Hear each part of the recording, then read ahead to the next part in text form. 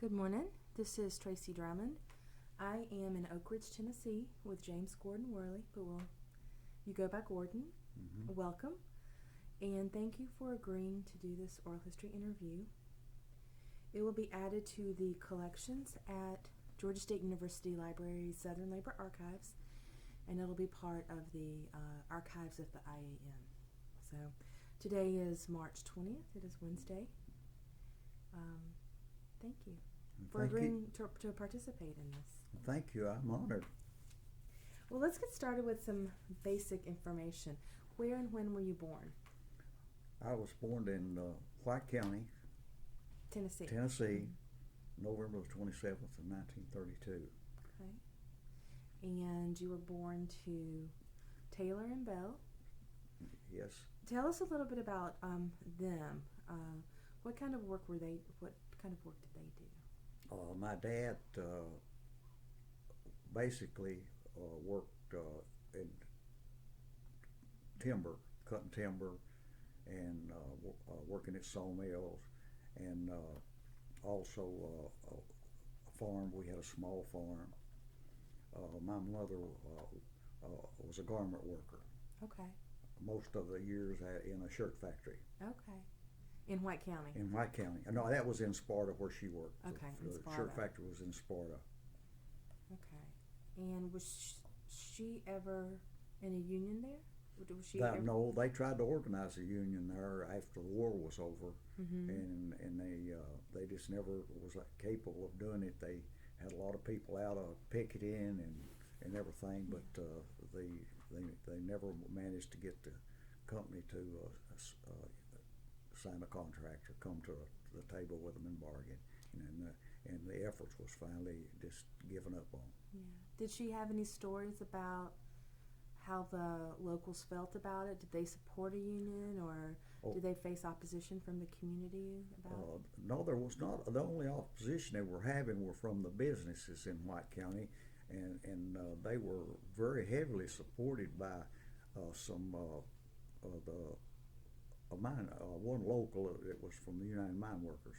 Okay. Because there were some of the ladies that their husbands worked in the mines that belonged to a union that was working in the shirt factory there. So. Okay. So there were people in the community that understood how the union could help. Yes. Most of the working people realized that a union would mean they would get better wages and working conditions and everything.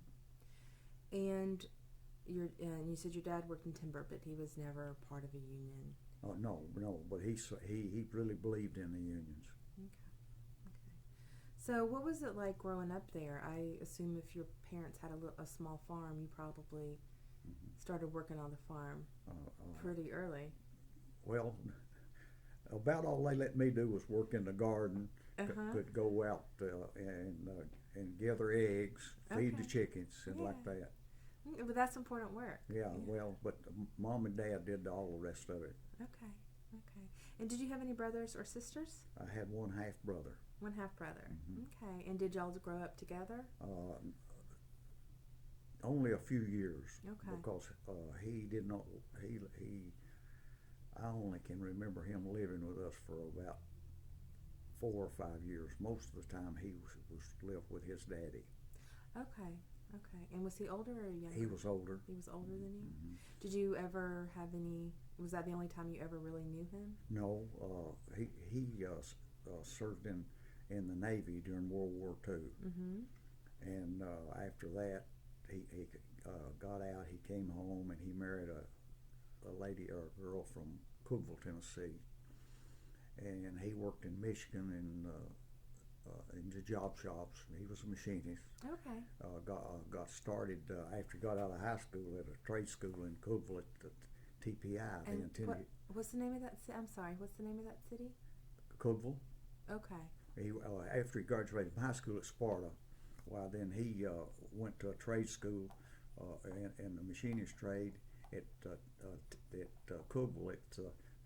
Back then it was called Tennessee Polytechnical Institute, and that's Tennessee Tech. And from there, when he graduated, he had a job that he went to, and I don't remember where that was at, and he worked. And then he went in the Navy after the war started. And then when he got out of the Navy, he continued in the machinist trade. He worked in Cookeville in Michigan. And in 1950, he went to work at Y-12 for Union Carbide. Okay.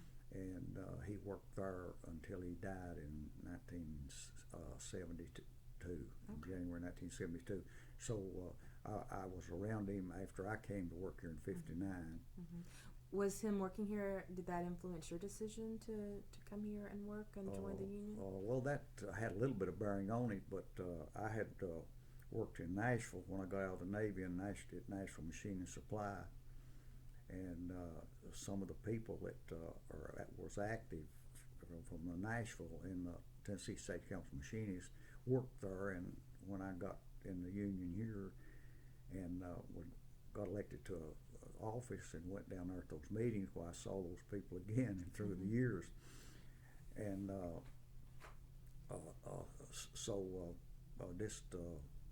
I got tired of Detroit. Okay. And didn't like it up there. And Okay. so they were hiring machinists here, and I interviewed in '58, or placed my application in. I didn't get interviewed until after they settled the strike. Okay. Then I got interviewed and got a job, and my clearance came through, and I went to work in '59. Okay.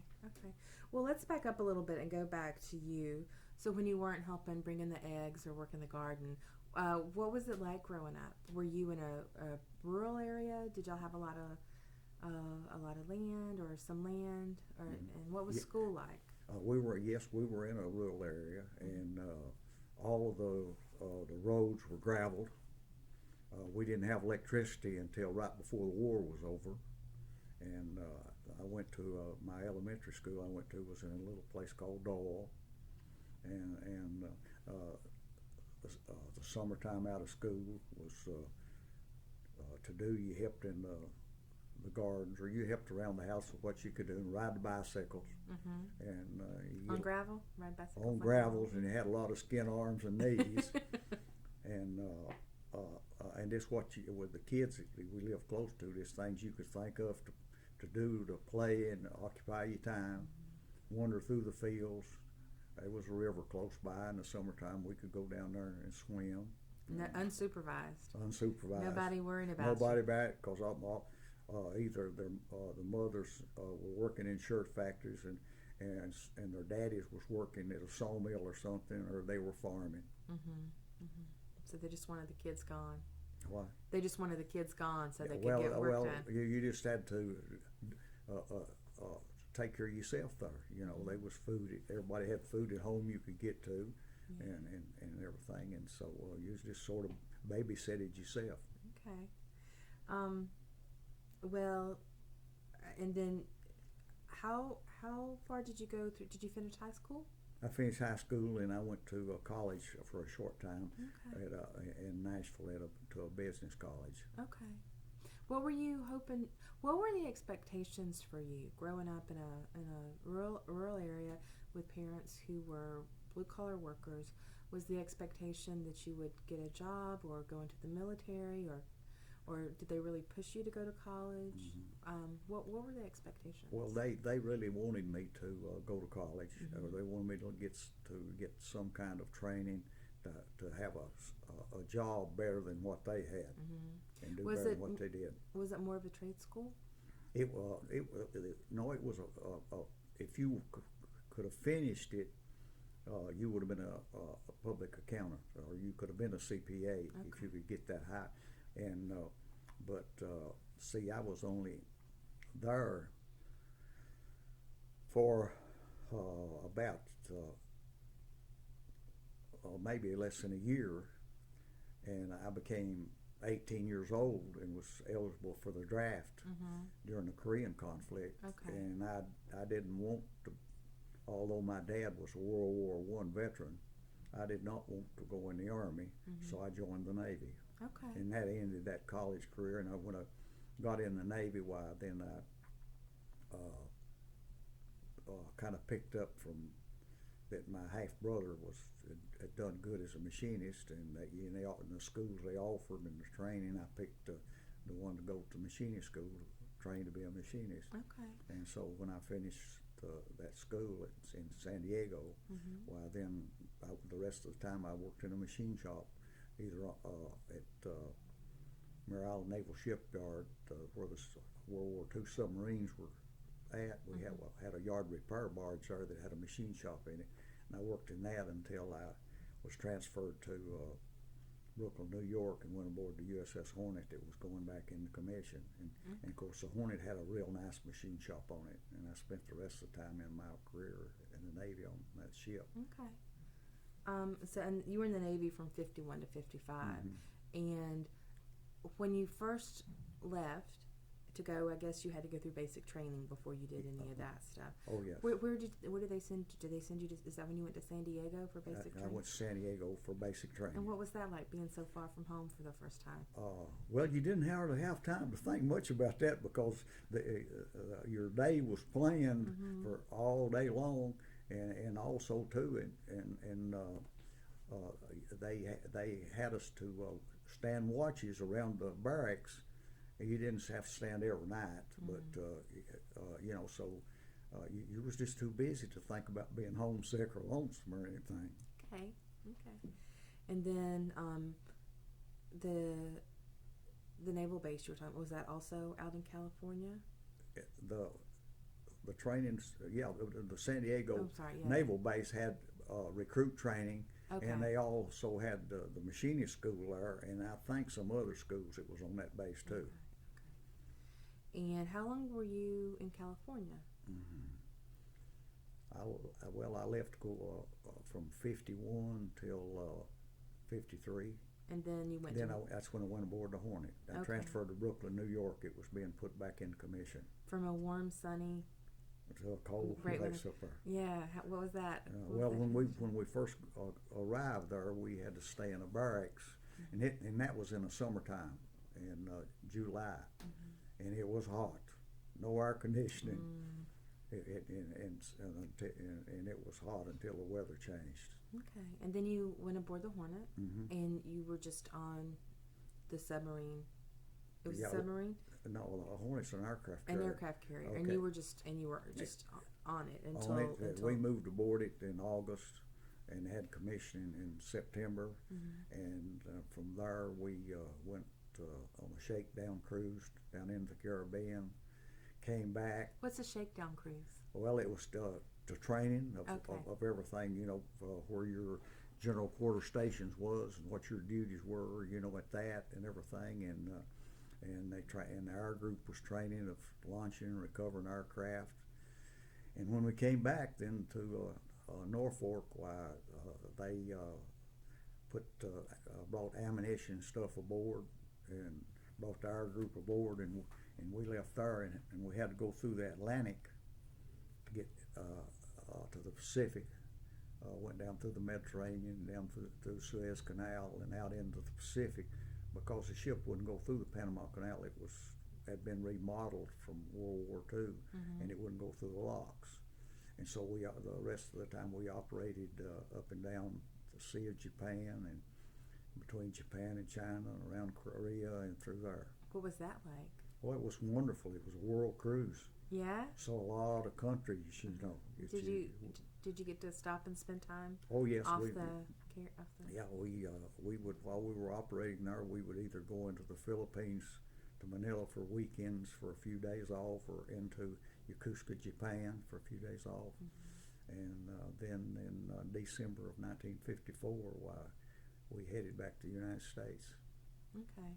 And how long did it take to get from New York to where you were, to your final destination? How long? It seems like to me, the best I can remember, when we left New York, when we left Norfolk, heading through the Atlantic, it seemed like it took somewhere around 12 days or something till we got to Lisbon, Portugal. And that was our first port we stopped at, and had weekend liberties there. And then we went to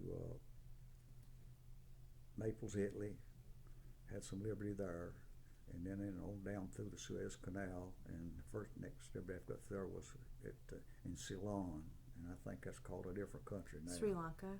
And from there, we went out into the Pacific, and had a short break in Singapore, and then crossed the equator.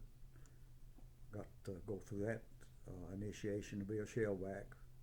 What's that? That's when you cross the equator, you're called a shellback. Okay. And it's quite an initiation and an old custom of the Navy. Okay. They still do it. Okay. Well, what's the? Can you talk about what they do? Oh well, it's a lot. Yes, it's just got a lot of fun. The oldest shellback on the ship is King Neptune Rex, and he takes control of everything when you all of that's going on, and you're crossing the equator, and you usually have to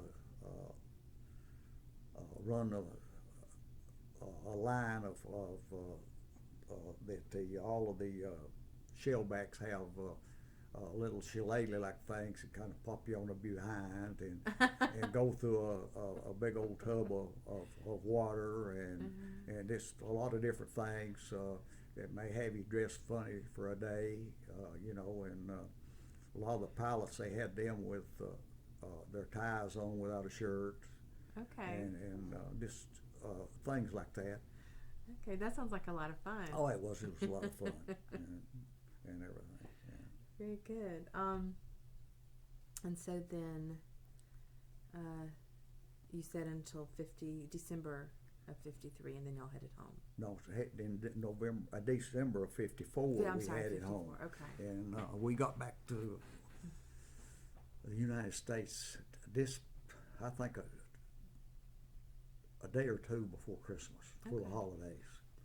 Did y'all come around the United States and go back to Norfolk, or did you? No, we came in and went to Alameda Naval Air Base, and there they unloaded the air group, took the planes off. Part of the planes flew off while we were still at sea, but they took the planes off, and all of the air group people left. Okay. They worked with the air group and everything, and then we went down to San Diego, and we were in San Diego, and I left the ship. We didn't go out to sea any while we were there. They were making plans to do some modernization to the ship, and I left it in March and got discharged. Okay. And returned. And it's what? Oh, I'm sorry. What were you going to say? And now the ship is a museum at Alameda Naval Air Station. Have you been out to visit it? Yes, I've been on it once, and I hope to go back this year. And it's a real old historical ship. For 18 months, World War II, it was in battle. It never did anchor. It was at sea all the time. And it holds a record for a lot of aircraft shot down. Really? By the air groups and by the ship.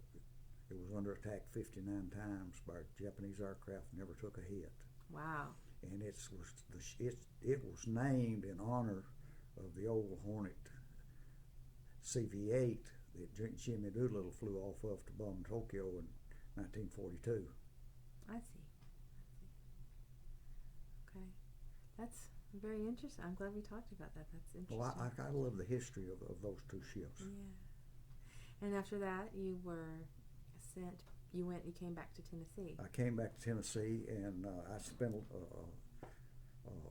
I just took a little break around home with my mother, because my father had passed away, and then my first job was at Nashville Machine Supply in Nashville, and I worked there until down in 55, and I got married. And after I got married, I left there and went to Michigan and went to work. And I worked in some few job shops in Michigan. And I wasn't too crazy about Detroit City. It's not for everybody. No, it's not for everybody. And so we came back to Tennessee for a while, and I worked at a few different jobs and stuff around for a while. And then the opportunity arose to go to work at Oakridge, and Mhm. so that I came to Oakridge, and And- I've been here in East Tennessee ever since. And that was 59? Uh-huh. Okay. Okay. So, and you had you ever been a member of any union before then? And Yes. your time in Yeah, I belonged to Detroit. UAW when I was in Michigan working. Okay. Okay.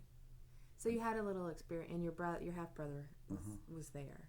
He was at Oakridge. He was down here. Yeah. Okay. Yeah, he came back from Michigan in I think about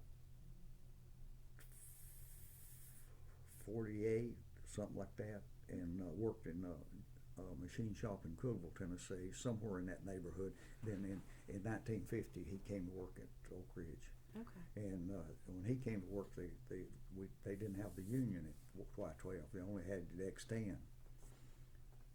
Okay. And he was there when they organized the union. And you were back in Tennessee, in Oakridge, by 1959, working in the... I went to work in Y12 in 1959, June of 1959. And tell me about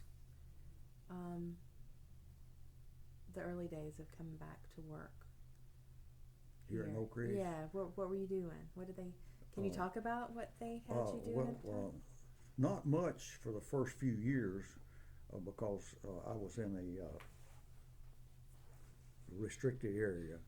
Okay. Or I guess you would call it restricted anyway. But in 1963, after the contract negotiations was over, they said that when I hired in as a machine specialist. And of course that paid more than I was making somewhere else. And they got a clause in the contract that said after you had worked as 8 years, you would be promoted to a standard machinist. And with my job shop experience that I had, I got transferred out of that production area to the general machine shop, which was Alpha, what they called Alpha 1. The building was 9201-1, and that work down there was more like a job shop. It was fixtures, jigs, dies, and just one-time things like that. And it was very little classified work was done down there until they brought the Seawolf project in. And what year was that? I don't remember. It was in the 90s when they got the Seawolf job. Okay. Because it was still going on when I retired at the end of '94. But and I worked on it a little bit, but then I was transferred up to a building, 9204-3, which is the building where they separated stable isotopes. Okay. And that building was ran by the Chemtech division of X10, and I worked in the shop there in the machine shop by myself, and I would made parts for that was used in the calutrons to separate stable isotopes. And the stable isotopes are like the ones they will put in your veins to check for blockages and and medical stuff and like that. Okay. Well, let's go back and talk about, because you started working in '59 and you had joined the union by 1960. Mm-hmm. Was it was there ever, because I know that it's a open shop. Was it what? That the labs were open shop, that it was... Well, in the state of Tennessee, you don't have to belong to the union. Right.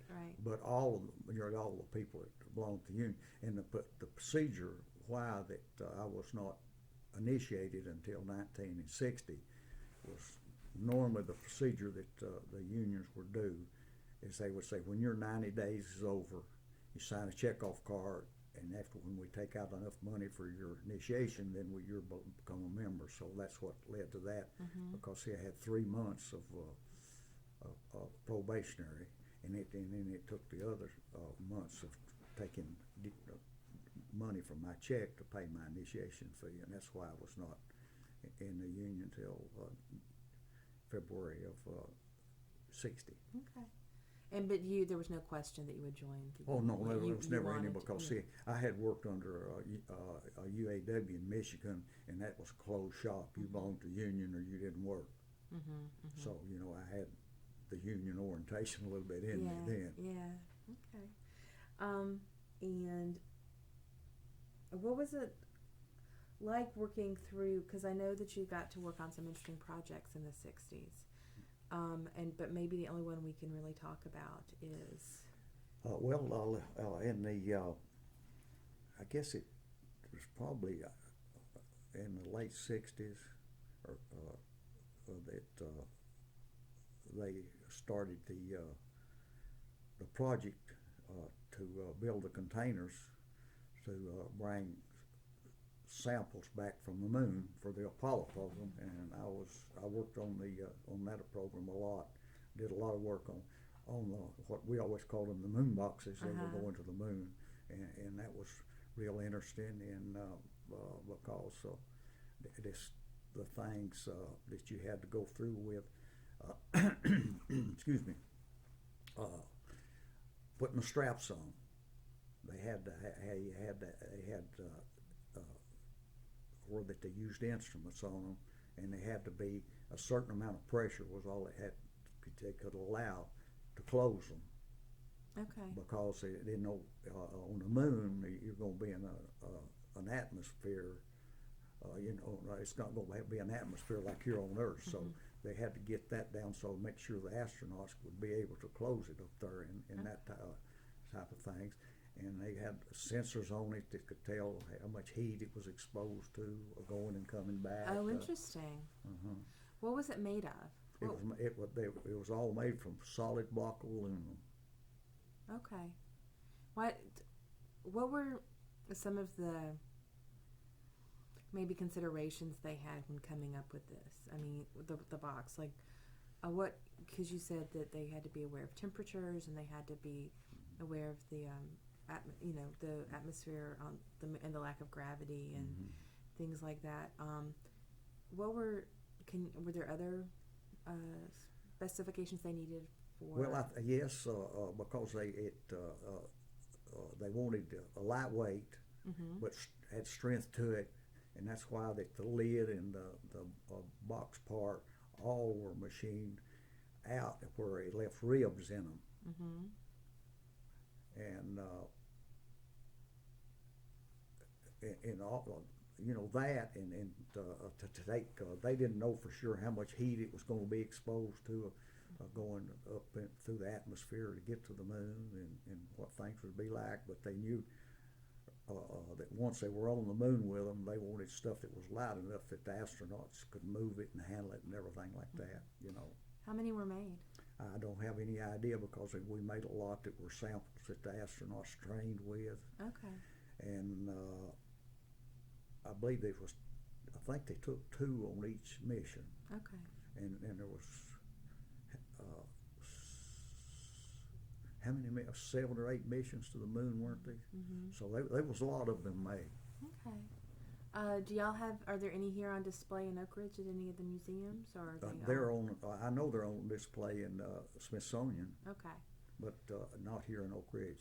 Okay. Were there worries that the box needed to stay sealed? Were they worried about bringing something back that might contaminate?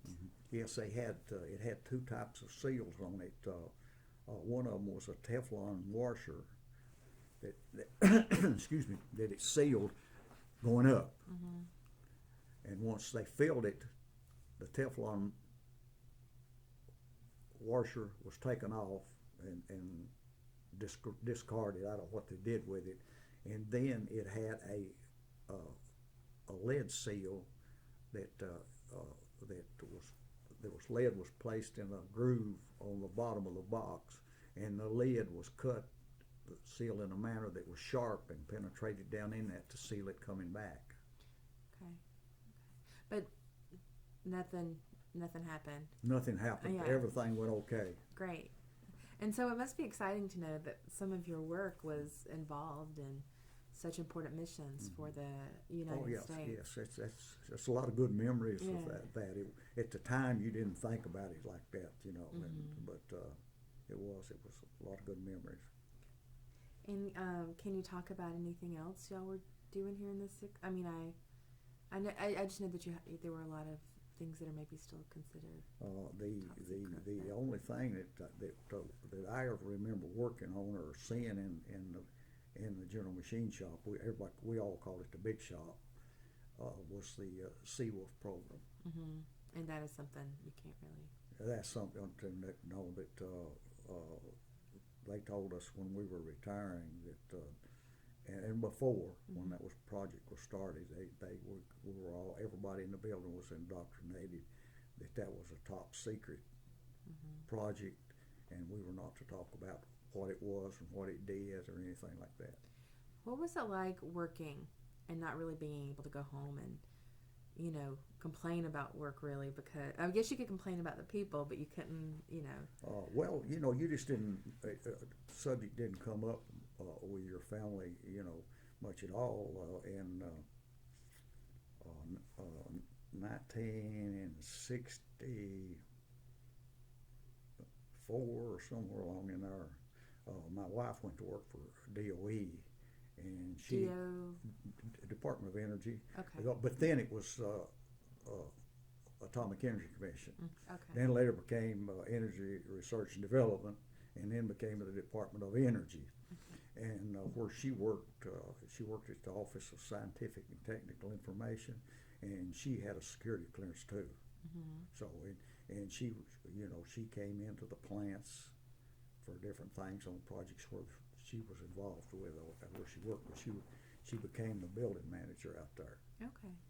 And everything. So she had a security clearance. She'd come in Y12 or X10, either one. Yeah. Okay. So the whole community just didn't ask because they knew you couldn't really talk. Yes, and she never asked me about some of the stuff I did, and I never asked her, Okay. Because, we just had other things to enjoy and do other than talk about work. Yeah, well, fair enough. That's a good way to not come home and talk about work all the time. That's right. Okay, and so you didn't really get involved in the union until the early 70s when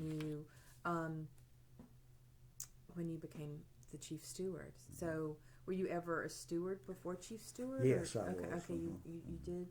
And why did you decide to get involved? Well, I was a shop steward there in F1 in the shop that I was working in, and of course I'd been in the building for a while, and knew everybody all over the building, and just several people just kept asking me to get involved and run for chief steward, and so I said okay, and then of course once I became chief steward, and the longer there, the more involved I got, and the more I wanted to do, and then they kind of shucked me there in 1976. And they elected me treasurer of the local, and that was a surprise. I didn't know they was going to pull that on me. The other man was giving the job up. Okay. And everything, and I really didn't want it, but I did it for that 1 year. Okay. And from there on, I just stayed involved, and I was not doing anything from starting in 1982 until I was elected recording secretary then in 85, and started serving in 86, and since then I've held some position in an officer's capacity ever since. So let's talk about some of the strikes that happened during those early years. You were here for the 1963 strike. Was that the first time you'd ever been on That was the first strike there was ever on, was that one there in the 60s. Okay. And what was that like, being on the... Well, I was new here, and everything wasn't much. I just stood my picket duty, and that was about it. And then in 1970, I spent most of my time working in the Union Hall. And taking stuff out to the picket lines, so like water, coffee, and that. And let's see, I believe in 70 we was out 10 weeks. That's a long strike. And then I think our next one was 81, and I was chief steward then. And I just walked picket and would. And like take stuff out to the picket lines for the people and stuff like that, and hung around the Union Hall, pretty much all day then, because there's a lot of things to do. In '87, I was an officer. Okay. And we did 12 hours. All of us officers did in the Union Hall down here, keeping the Union Hall going and checking the people coming in to walk picket, their names to make sure they walked their picket, so they got their strike check. And then I think that was the last strike we've had, I believe, was in '87. Okay. I think that was 15 weeks. Now, prior to 1980, well, let me ask this: was your wife by any chance involved with the Ladies Auxiliary? No, she never was. She wasn't. Okay. But the Ladies Auxiliary was pretty active. Oh, it was very active when I Adamettes, first came here, yes. The Adamettes, which I think is the best name. How did they participate in strikes? Were they... I don't know what they did in that 61 or 60, which was 63. 63. I don't remember that they much about that, except because that was the first strike I was involved in here, and I just came to walk my picket and everything like that, and wasn't involved with that or anything, And the 70, I don't recall. Well, they may have been doing some things, but I don't remember anything that right off that they did heavily in it. Where they really shined was in 1958 when they had the Wildcat strike, and the company got an injunction against all of the machinists, and if they was seen two of them together, well, they could be arrested. And the ladies walked the picket line, and they stirred up more disturbance than the men ever dreamed of doing. Right. I think that is a great role that the Ladies Auxiliary has played in the past that maybe we don't hear as much about. No, you don't hear much about that one, and but a few of us that have gotten involved there in the early time, they was aware of what they had done and everything, and I was aware of it because I was visiting my half brother while they was on strike, and his wife was involved in it, and that's when I sent in an application for a job, and then I was interviewed later after the strike was over, and got hired. Okay. What was it like being elected recording secretary in '86? Well, that was a new thing for me. I had never done much note taking, but then we had a full-time secretary, and I used a recorder, and we recorded everything. So because she typed her minutes up for us, and I think you have seen some copies of them where they were put in the books that she did and everything, and she was a big help to me doing that job there, and so I guess I caught on to it well enough. You pick up the highlights of who makes the motions and who seconds it, and unless it's some kind of real controversial discussion, you didn't have to write all that up, and everything. And even when it was, why she had the tape recorder that had I had that, so she could hear that and help word it up. So. Okay. So you did that from '86 to '91. And somewhere in there, you became president. No, vice president. Vice president. I filled in vice president for a year, about a year and a half or something like that, and then Okay. ran for the job at 91, and was elected in 91. Okay. And When I was elected in 91, started serving in 92. to start serving in 92. Yeah, And what was it like moving from recording secretary to... Well, it wasn't a whole lot because, you know, you sat on in the executive board, and, you know, our officers really are here running the union, not in negotiations or grievances and stuff out in the plant. That's the steward's jobs, you know. And so, you know, if you're spent some time on the executive board, then you're pretty well familiar with all of the different jobs that the different officers do and everything, you know. So it wasn't a big deal changing from recording secretary to president. Because you're really just there to make sure things keep moving, and the people who are doing the work have the support they need to get their job done, essentially. Yes, and it's I've always felt like it was a great honor to have served as an officer in the local union. Well, and in the time you served, were there ever any controversies, or not so much controversies, I guess? Were there ever any?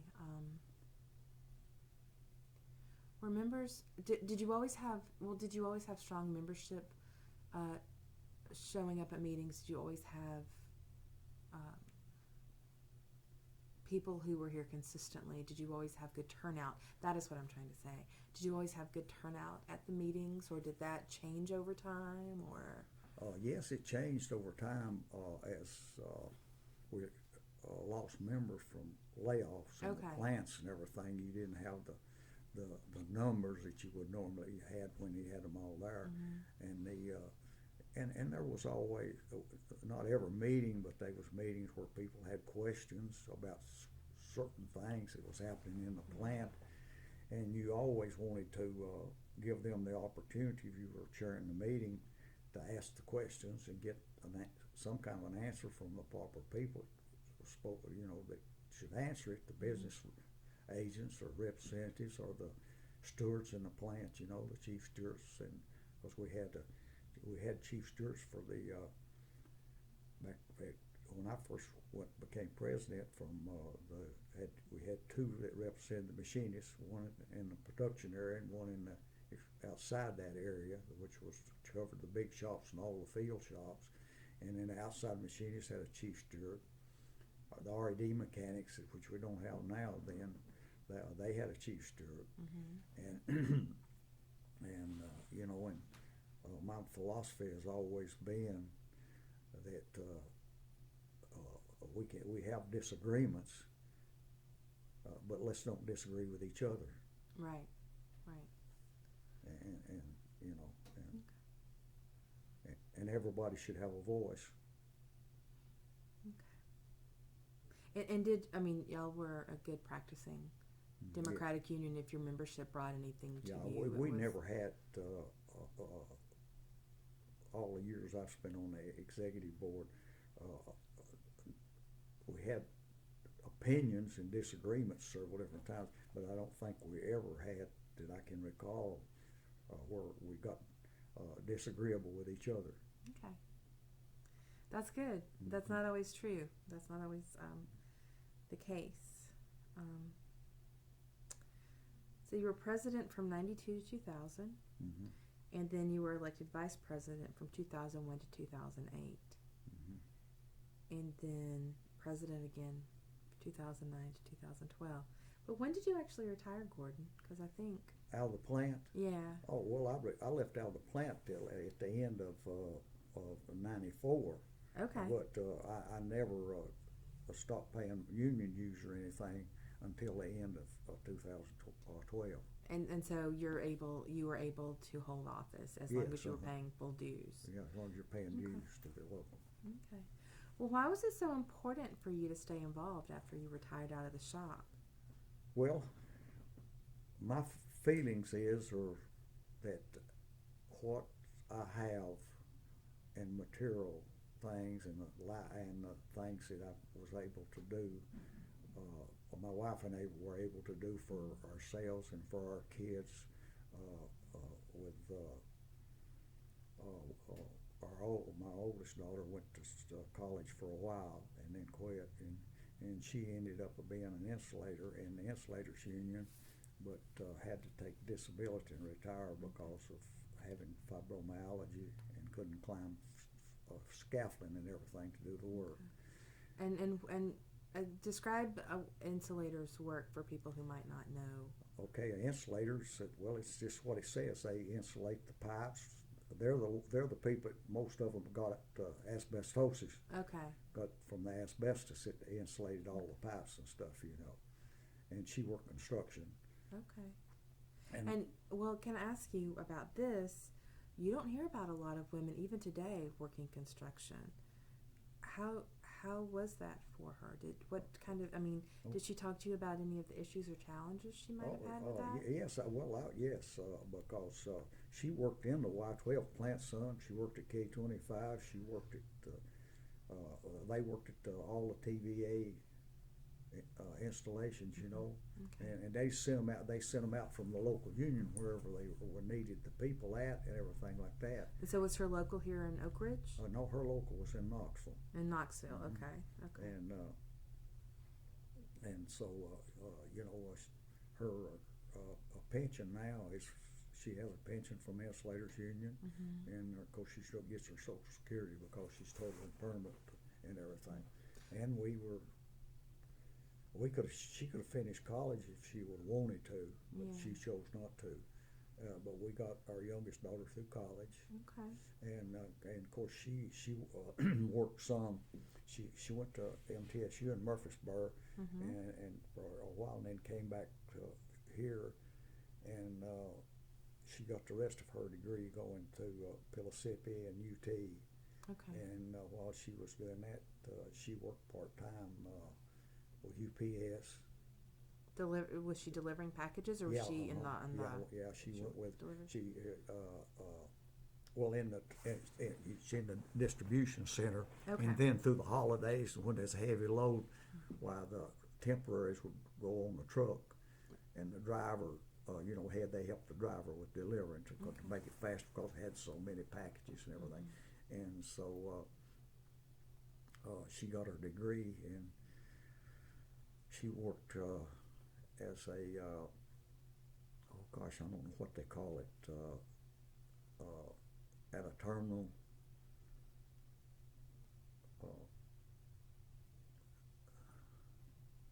I think a dock man. I believe they called it dock manager or something, or at a terminal for a while, or a distribution center for up in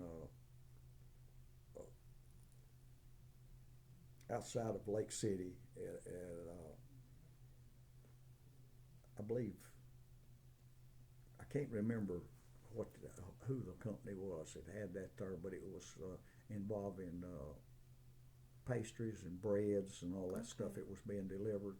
Okay. And then she decided that she wanted to be a school teacher, and so she went back to school at South College in Knoxville and got her teaching certificate, and she now teaches school at elementary school in Knoxville at the Norwood School. Nice.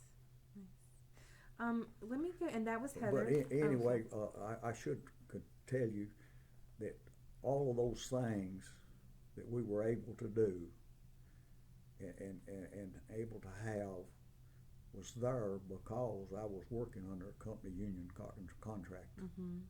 And so I always felt that that I ought to give back something, and if I could, to the union, because it gave me so much through my life of working over there for 35 years. And do you have grandkids? So, Do you have grandkids? yes, I have one granddaughter. She is in the United States Air Force, and she's a tech sergeant. And right now she's doing photography, and she's stationed at Nellis Air Force Base. And she has had some pictures, excuse me, some pictures that she has made. It's been on the front cover of the Air Force magazine, and in some other flying magazines. She has pictures, and she had the honor of doing some photographs of the Tuskegee Airmen who were all retired. That was at an Air Force ball in Las Vegas. Fantastic. And okay, so it really sounds like. And she's married. Okay. And her husband is a master sergeant, and he's in munitions, and she has 2 boys. So you're a great grandfather. And one is 9, and one was born last year on Halloween. Okay. Yeah. Congratulations. And she wants to stay and retire out of the Air Force. Okay. She likes her work. Okay. So it sounds like having the union job really allowed you to give not only the next generation, but the next couple of generations of your family more than, or sort of start that.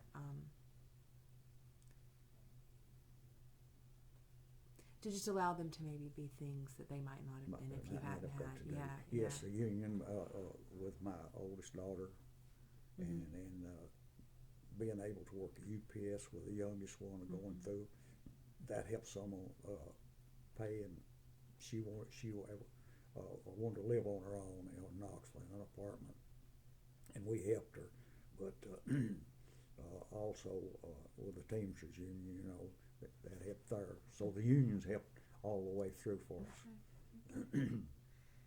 Okay. Well,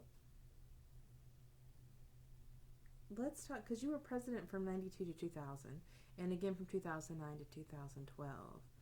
And I know that there have been layoffs over the years. Can you talk a little bit how the numbers have dropped from even as early as when you first started working here? How many people were here then versus, maybe you don't have exact numbers, but maybe you can talk about how that's affected not only the union, but also maybe not Oakridge.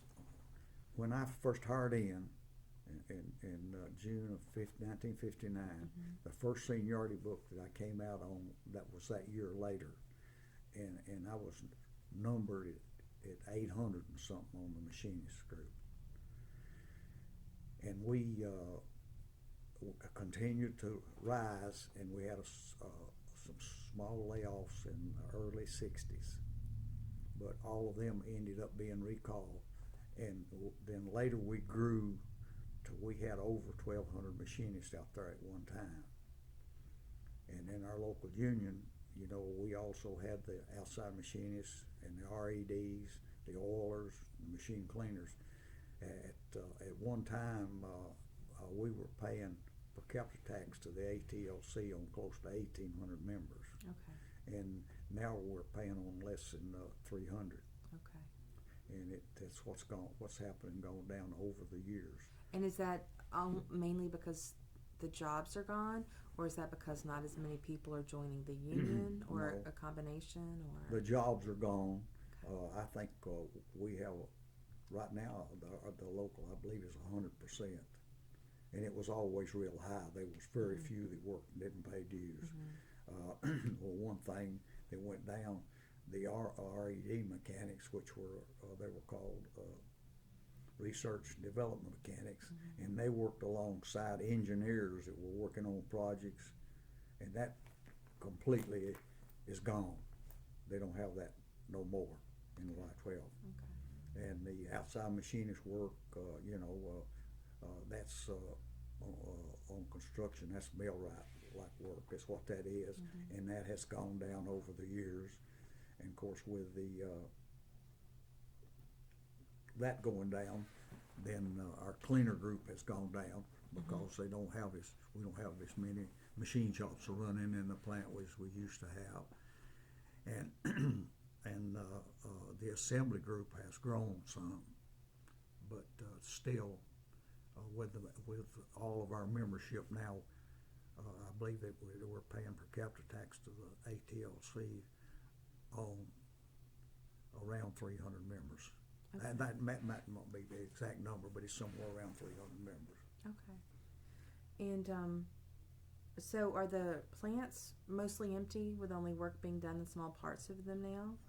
Or I mean, are any of them abandoned or not abandoned, but I guess just not used anymore? A lot of the buildings are not used. Like when I retired, the building that I was working in, that building is closed. Mm-hmm. They're not doing that isotopes anymore, and a lot of the other buildings that had machine shops in them and everything. There was nobody in there. They're just shut down, and I don't know.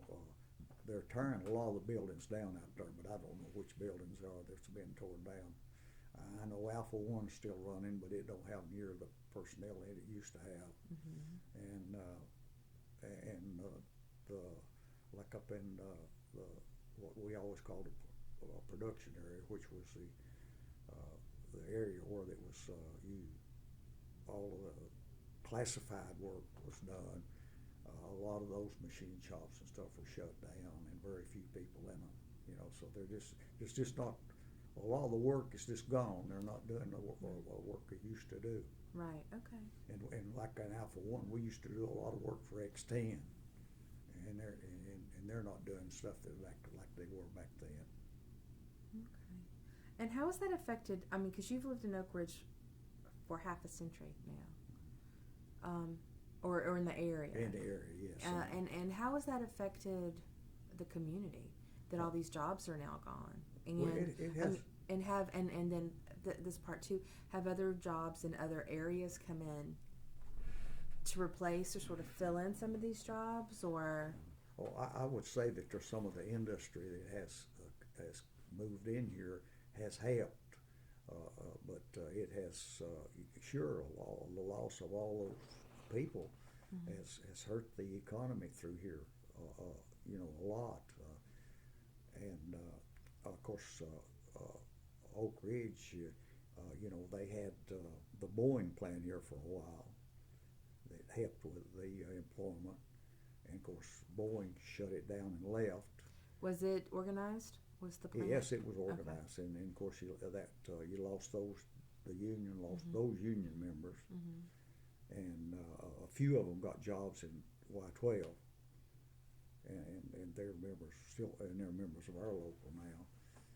And in the adjoining counties, we had there's a lot of people work here in Roane County, and of course K25 were going down too. That was a big blow. Mm-hmm. And X10, they don't have the number of people they once had.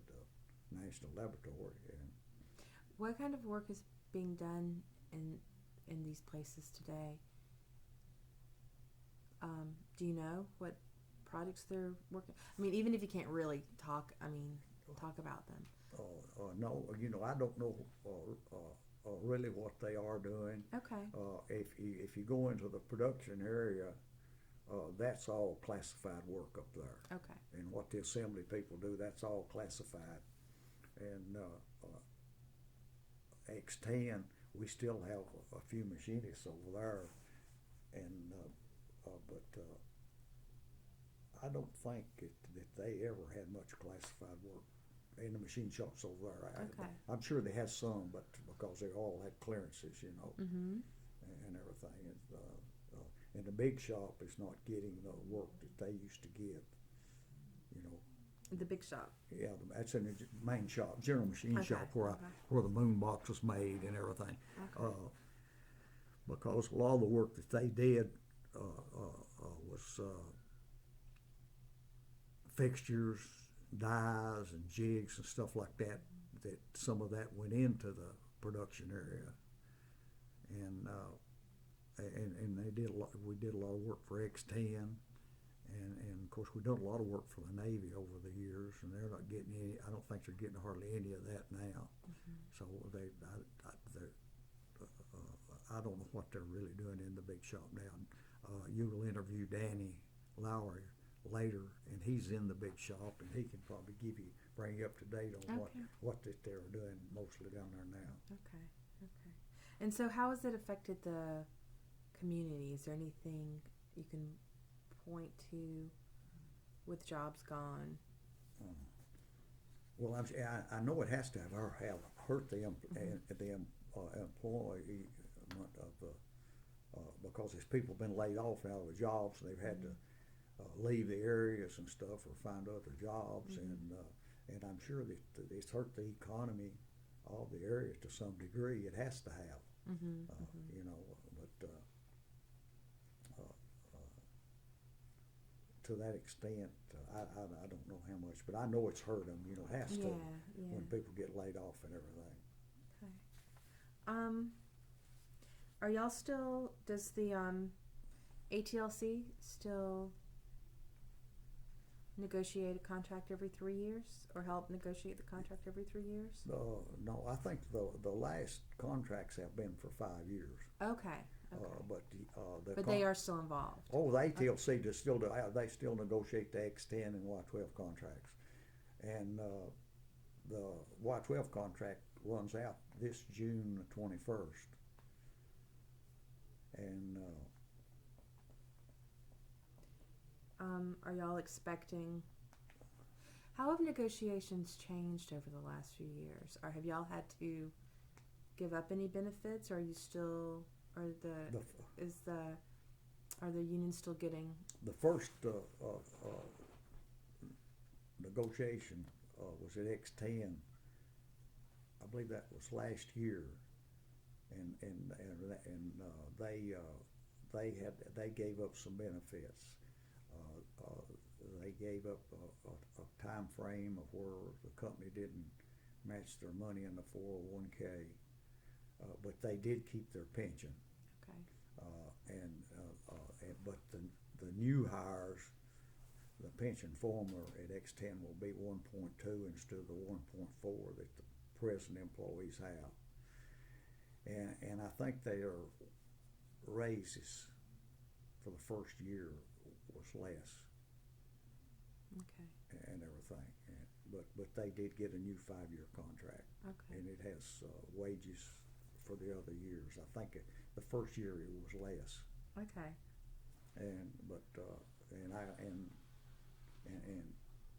I don't know what they're going to do at Y12 because they're supposed to be changing contractors.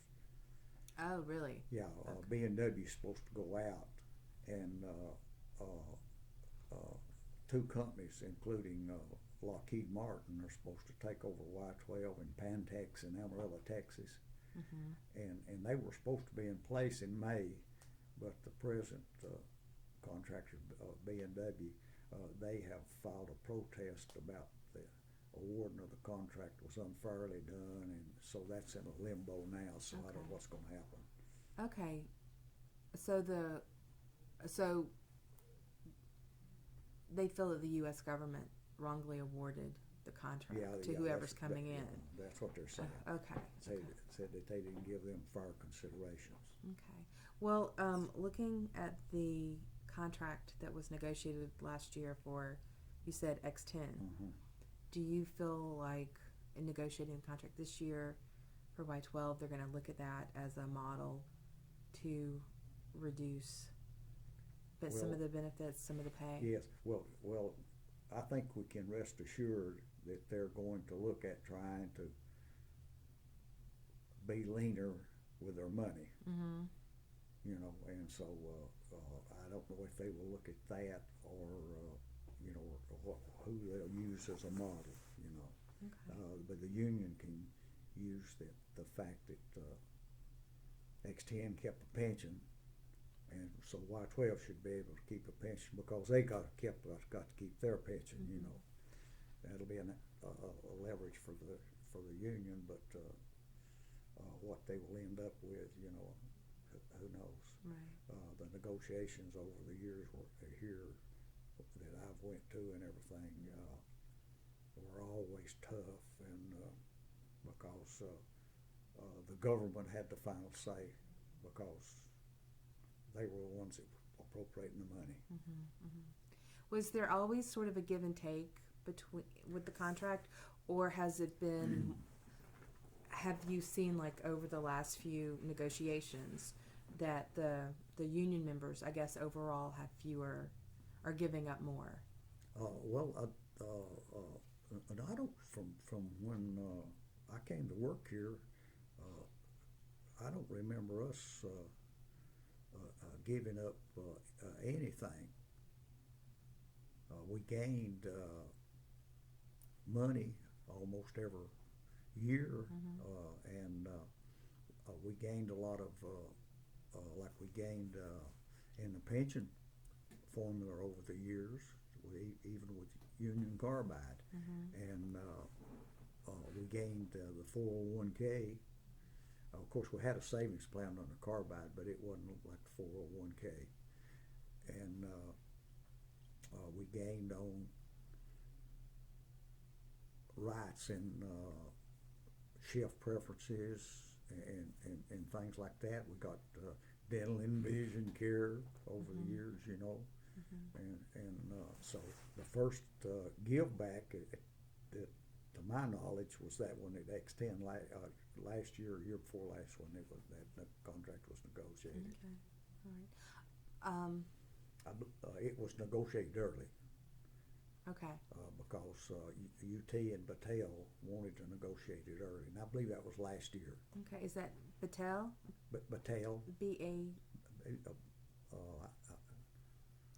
I don't know how they spell it, but it's B-E something. Okay, I'll look at it. You'll see it on probably from your interview with Bob. Okay. All right. You know, because I'm just always, you know, with fewer jobs, and then it being increasingly difficult to negotiate good contracts, I just wondered if there had been more of a change in what, you know, the unions were getting in the contracts over the years. But it sounds like there have just been small concessions and nothing. I don't remember under Carbide and Martin Marietta and Lockheed Martin. I don't recall us ever giving up any monetary thing. Okay. We always gained. Like I said, we got dental insurance, dental coverage, vision coverage, you know, and we got major medical for our retirees going out back through the years. So we were I felt like we always gained at most every contract. If it wasn't anything gained in benefits, it was a gain in financially money. Okay. So let's talk about some of your other activities in Oakridge over the years.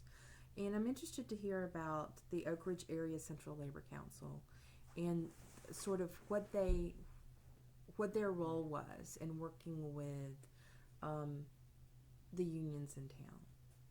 The Labor Council in Oakridge is all of the Labor Council are basically, their roles is in like United Way and political and things like in Oakridge, while I was involved 2 times, was a fight over county and city sales tax. Okay. Which, you know, sales tax is the most aggressive tax that you can have, and we defeated it one time, but the next time they won it and got it, and we always here in Oakridge for Roane County and Anderson County, we really worked, because we had a lot of our members living in Roane County. We worked hard with supporting politicians for offices in the cities and the county and the state that were friendly to working people. To all working people, including folks in unions? Including the union people. You know, we were one that was doing the politicking forum and out going door to door and handbilling and doing advertisements in the papers and stuff like that for them. But what we were asked of them when they were elected affected working people. because working people are important to the union people, whether they belong to union or not. Right. You know, and you don't get ahead by stepping on somebody else. You know, you get ahead by trying to help the people that are not members of the union and the less skilled to get better and do better. And that's basically what the Knoxville Labor Council did. Okay. And we never understood and tried to stop it from happening, of the AFL-CIO merging us in that Central Labor Council over there. Because you felt like, even though you're close geographically, that the folks in Knoxville just really didn't have the same ideas about how. Well, they have the same ideas, yeah. But that area over there had more union members than we had here in Anderson County, and once it was merged over there, they operated their endorsement of candidates and stuff a little different than what we did.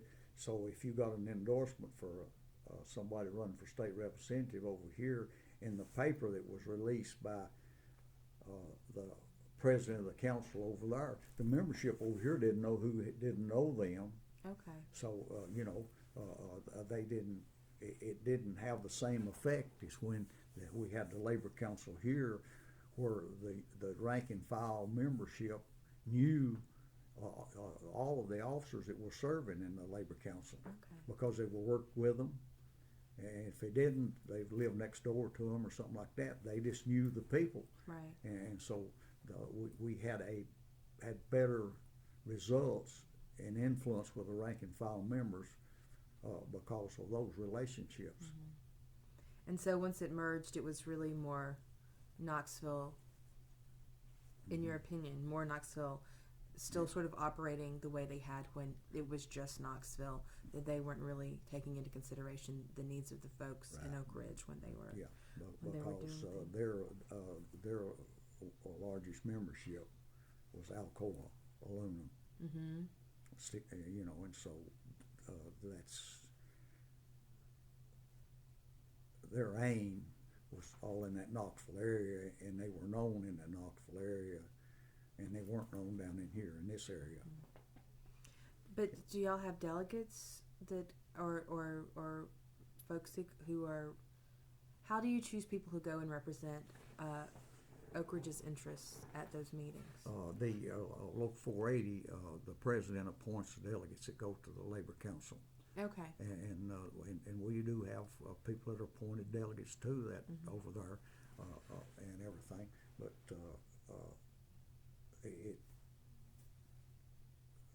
so they participated just like I did. I was participated over there, but it's still. It's not like the effect that we had. We don't get the effects that we should get in Anderson and Roane County with the Labor Council over there. Okay.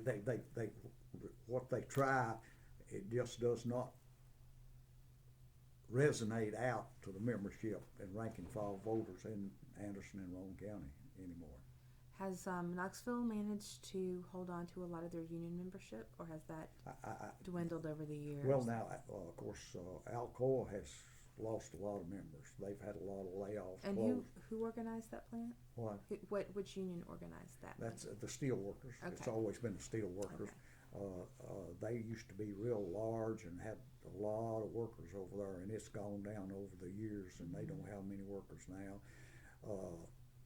The Local 555, which was the machinist local over there, they had 2 plants organized over there, and just about their membership went down, I think, and they were merged into our local here a couple of years ago or so, and I think they working over there, they got like 10, 12 members is all at one of the places. Well, if they've merged in, who helps negotiate their contracts? The business representative that is assigned to this area. Okay. And negotiates their contracts. Okay. And he also has someplace in Upper East Tennessee that's organized. He negotiates that. He negotiates the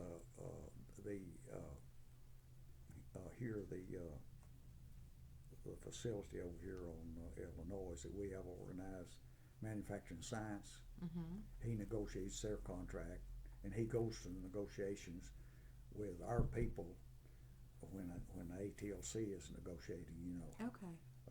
Because all the local unions have their representatives there when the negotiations is going on. Mm-hmm. And I think George has a plant in that makes the skins for hot dogs over in Loudon. Okay. They're belong to IAM. They have their own local. He represents them, and he has several contracts. He represents the present business agent. Okay. So given that the Knoxville Oakridge, the combined labor council, they perhaps don't always take into consideration the needs of Oakridge. Have y'all locally formed a group or gotten together to sort of help fill in maybe gaps that are left with with Knoxville folks not taking into account the needs y'all have down here? Have y'all done anything? I mean, I guess to a certain degree the ATLC is probably... Well, the ATLC's main purpose is they represent the people working in those two plants. Mm-hmm. Okay. Through the bargaining unit, through the grievance procedures, okay, and everything like that. In the plant out there, like in Y12, for the machinist union, the key people are the chief stewards and the job shops. The job shop stewards is in each individual area, but the chief steward is the main spokesman. Okay. The three that we have for our membership in the plant. Okay. And of course the grievance procedure then, up when it reaches a certain stage, then it goes to the vice president in each plant, like Y12, and then from there it goes to arbitration. Okay. If it can't be resolved. Okay. And they do those delegates and stuff do some political work too. Okay. But then there's also the Anderson County Election Commission, which you were involved with from 1978 to 2001. Mm-hmm. And what was the function of that organization? There's 5 members in Tennessee. There's 5 members of the Election Commission in each county. Mm-hmm. And they oversee the running of that office. Mm-hmm. They hire the administrative elections, the employees that work in the office, and they hire the voting machine technicians that handle the voting machines and stuff, and they approve all the poll workers. Okay. And they're in charge of the whole election. When anything goes wrong, it falls back on those 5 people. Okay. Even if it's an employee that just made a mistake or goofed up.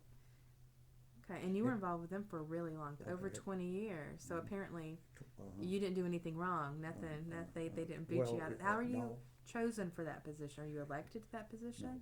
State representative appoints you. Okay. Okay. And I assume it's bipartisan. It's bipartisan. You're reappointed every 2 years. Okay. And so then you had somebody up at the State House that, like the work you were doing, that kept... 1 year, we did not have a state representative one time. Mm-hmm. And then it fell to the party, the executive board, the executive officers and stuff of the Democrat Party, because I was appointed as a Democrat. Mm-hmm. And the chairman of the party sends a letter to the State Election Commission to appoint, just like when you don't have a state representative. Mm-hmm. And why was it important for you so long to be involved with a group that oversees elections?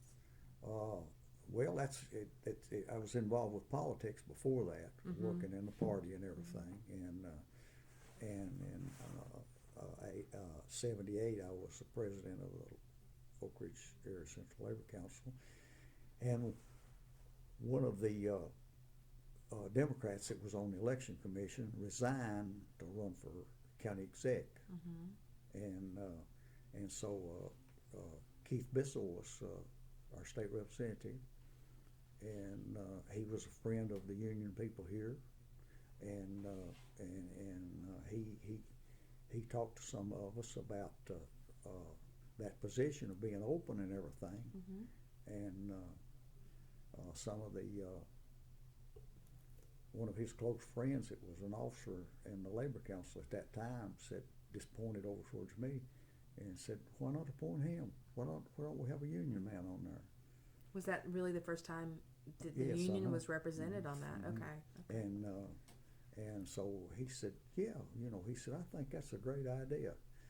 And also after I got on the commission and everything, I started talking to people in the unions. Won't you work polls? Be a poll worker. And I got a lot of the union people to work in polls in Anderson County. More visibility for the union. Right. More, because I... And they got off from work with pay, and then they got a little pay from the county for doing the job and everything. And also, I was instrumental in talking to the poll workers one time when we were having a school of instructions, and they was talking about what little pay they got, and I told them that I said, well, the county commission gives us some money, to do the elections with and everything. We have a budget and everything like that.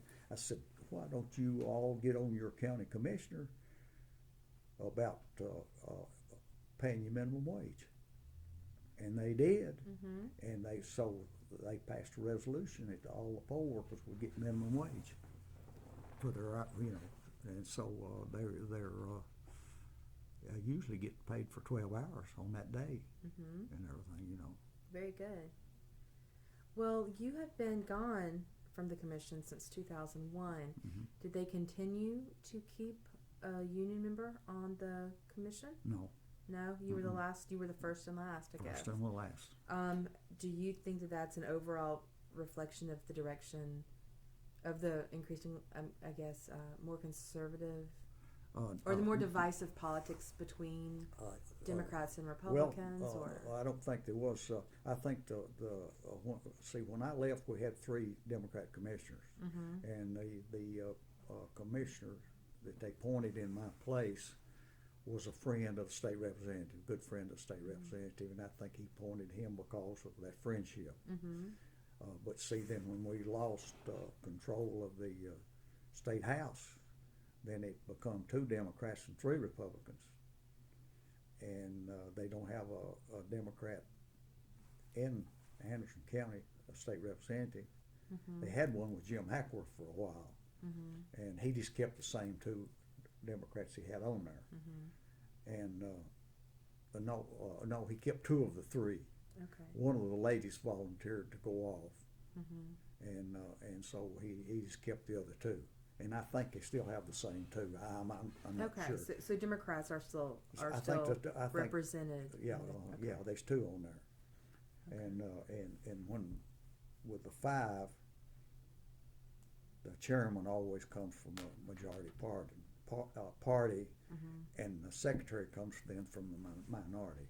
Okay. And earlier than that, in the 70s, you were involved with the Democratic Executive Committee. And how was that for the Executive Committee for Anderson County, or? Yeah, it was from Anderson County, but I came from my voting precinct district, Norwood, where I lived. Okay. Each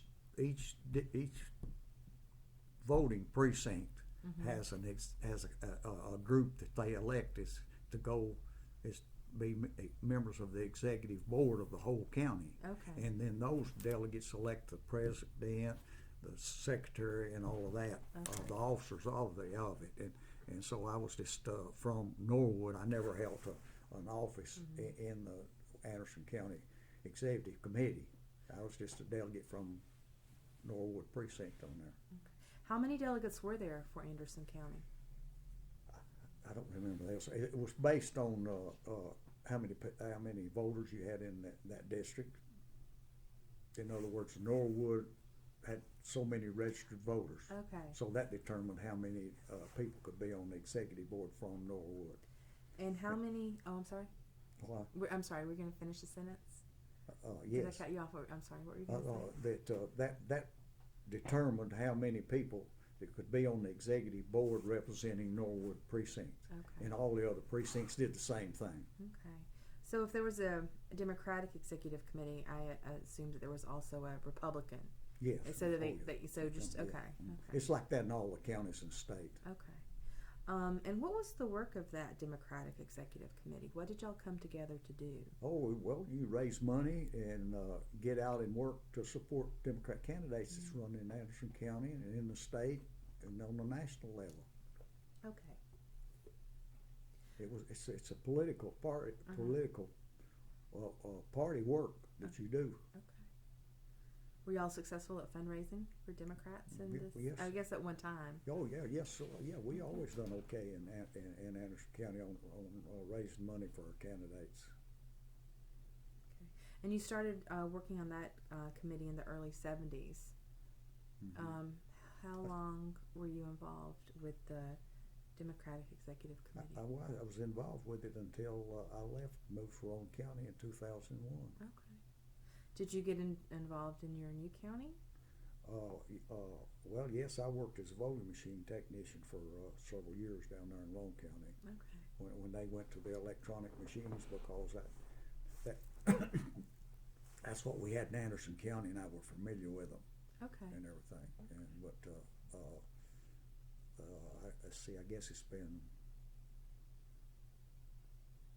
4 years or I believe I hadn't worked. It's been over 4 years since I haven't worked down there. Okay. You were also involved with the United Way. I was when I was still with the Knoxville Oakridge Labor Council. Okay. And was that fundraising for the United Way? Or? Well, it was on the board that makes the policies for the United Way, and it was mainly for Knoxville, for Knox County, and I served on that for one term, and I had I gave it up. I didn't ask to serve again because the health of my wife. She had a dementia problem. Okay. And when did do you mind if we talk about your wife for a minute? Or would you rather not talk? No, I don't mind talking about her. Okay. So she worked here in Oakridge and she became sick. May I ask when she passed away? What? When did she pass away? 2008. 2008. April the 19th, 2008. Okay. And I imagine it was incredibly difficult having to take care of her and keep up with all the, because you incredibly active. I mean, even after you actually retired from the plant, you remain incredibly active. Did you during that time sort of give up some of your responsibilities to be at home more? And yes, and when I had meetings and things like that, my oldest daughter lived close by. Okay. And she would come stay with her mother while I was gone.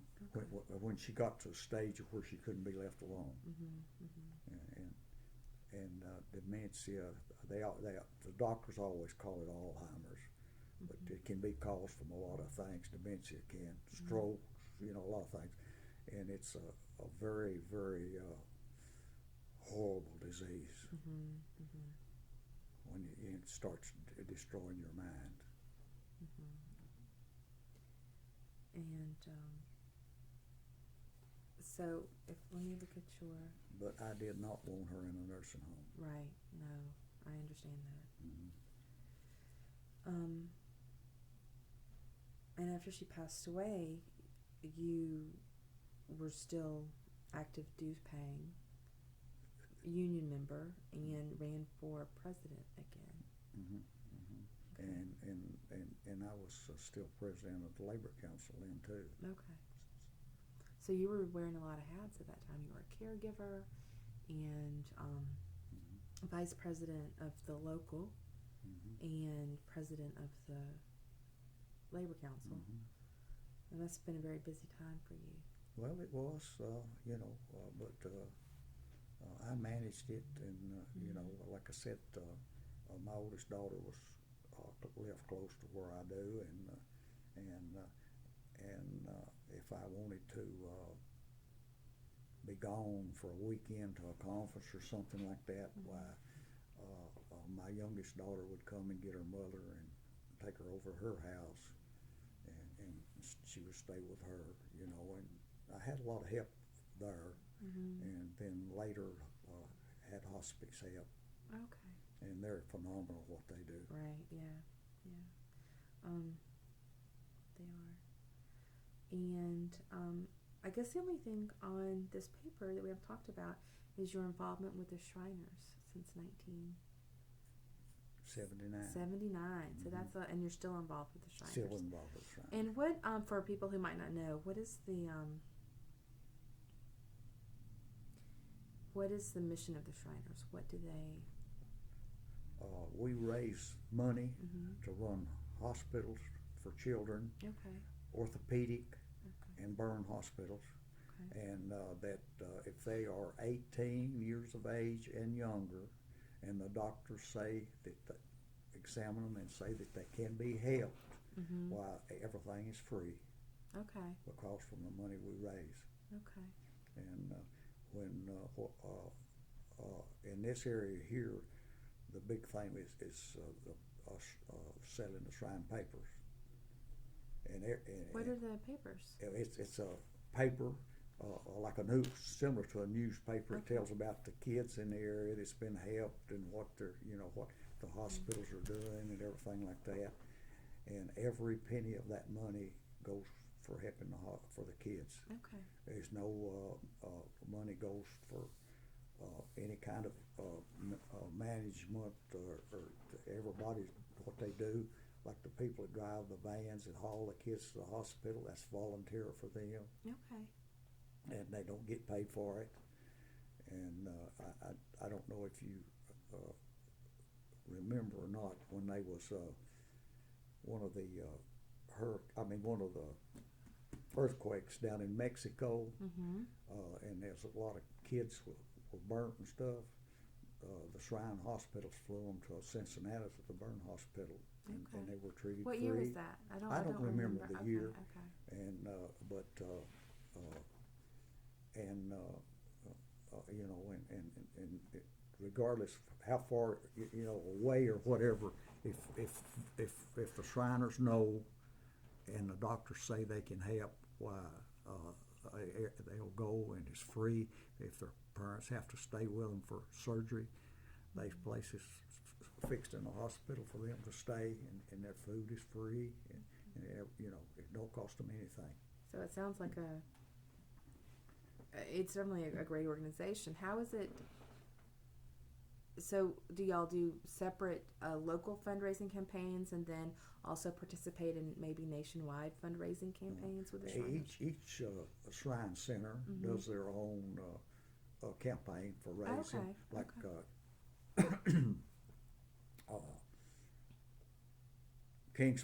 Kingsport has a Shrine Center, and Bristol has one. Knoxville, Chattanooga, Nashville, Memphis, and they all do their own fundraiser thing for the hospitals. And what do y'all do?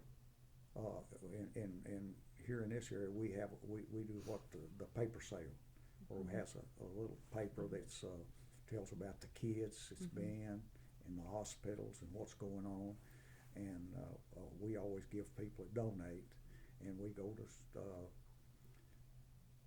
in Roane County, we do we get permission from Walmart to be at their stores and collect money, and Kroger's. Since I've been in Roane County, I work Kroger's all the time during the sale. It runs for a week, and Lowe's, we do it there.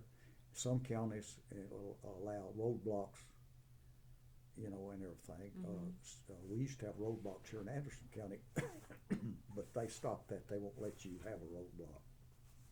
Stop on the street, So you just, when I was here in Anderson County, I worked the Oliver Springs area, and myself and one other Shriner, we always went door to door. And then they had a roadblock down in Oliver Springs, which part of Oliver Springs is in Roane County. And more recently, though, it sounds like you organized a ride. Yeah, well, I said organized. It was I presented the unit with the idea, and they bought into it. And so yes, we do a ride to Lexington Hospital the third weekend in July every year, and we charge so much for each rider, and we go up on Friday and come back on Sunday. Okay, so you go up and you raise money for them, and you present them. And you present them with we raise money. All the riders pay to go. One of our members works in the Y12 plant, and he hits the coffee funds over for money. Nice. As well as individuals in the plant, goes in there. And every time we meet our unit, we've got a jar there, and we'll all drop in whatever amount of money we want to put in, and we keep that, and then we turn all that money into the Lexington Orthopedic Hospital when we're up there. And you're allowed to donate directly to them. It doesn't have to go to Shriner headquarters and. Well, none of it goes to Shriner headquarters. Okay. Like in this area, it'll be divided up. I mean, see, we've got Burn Hospital in Cincinnati. Lexington has an orthopedic hospital. Greenville, South Carolina has an orthopedic hospital, and that money will go to those different hospitals. Okay. Well, we have talked about a lot of different things. Is there anything we haven't talked about or that I haven't asked you about that you would like to discuss? Anything I've forgotten, Gordon? Right off, I can't think of anything. Okay. You've kind of covered about everything that I've kind of done in my life. Yeah. Well, thank you. And I really enjoyed that training session at the Winton Center that last year that we had up there. It was really. It was 2 years ago. It just seems like last year, but it was 2 years ago. Well, it was 2 years ago. Yeah, that's right. It was a very education stuff towards the history of the Union, and when Larry brought that up to me and some of us about starting doing some history here after he retired about our local, and that, and I had been putting back some historical stuff that I'd come across while I was an officer here, like seniority books and stuff like that. I always thought the history of anything is really important, for the future, for future generations to look back upon. And I'm glad that they've got this started down at Georgia down there. Well, doing the local Arch History Project is one of my favorite things that I get to do as the archivist of the labor archives. Anything I get to do with the machinist really is a lot of fun. I think you do a great job. Oh, well, thank you, Gordon.